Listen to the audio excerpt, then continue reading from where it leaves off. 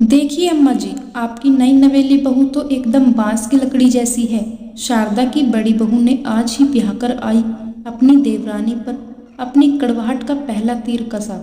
शारदा के 3 बेटे और एक बेटी है। मंझले बेटे की शादी होकर आई थी। नई नवेली दुल्हन के पिता ने अपनी बिन माँ की बच्ची की शादी में कोई कमी नहीं छोड़ी थी।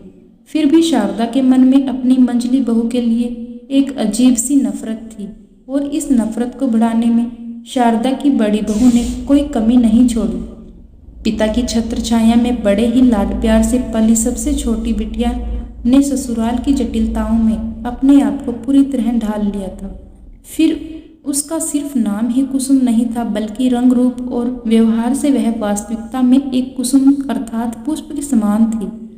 जिस प्रकार पुष्प के आसपास कई कांटे होते हैं जो उसको नुकसान पहुंचाने वालों से उसकी रक्षा करते हैं, कुसुम के आसपास भी कई कांटे थे, परंतु रक्षा करने वाले नहीं, उसी को नुकसान पहुंचाने वाले।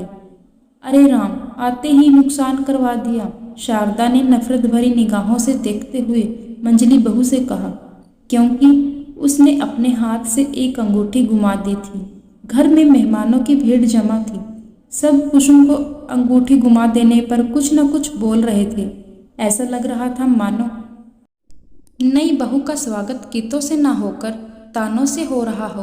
अनजानों की भीड़ में कुसुम समझ देने की बजाय अकेलापन महसूस कर रही थी। उसका मन बस किसी भी तरह उस घर से निकलकर अपने पिता के पास पहुंचने को कर रहा था, लेकिन वह कर भी क्या सकती थी। उसने अपने मन को समझाया और यह बात कहकर अपने मन को दिलासा दिया कि धीरे धीरे सब ठीक हो जाएगा। शादी के कुछ महीनों के बाद कुसुम की सास ने घर के काम जैसे चक्की पीसना, खाना बनाना, सबके कपड़े धोना आदि सब काम की जिम्मेदारी 17 वर्ष की कुसुम के पल्ले बांध दी थी।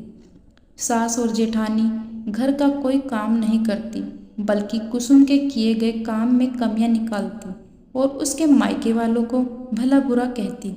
धीरे धीरे समय बीतता गया और कुसुम खुद को उस माहौल में पूरी तरह ढालने का प्रयास कर रही थी, परंतु उसकी सास का व्यवहार उसके प्रति दिन प्रतिदिन क्रूरतापूर्ण होता जा रहा था।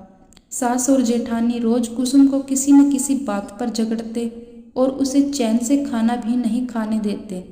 उसका उस घर में साथ देने वाला कोई भी नहीं था।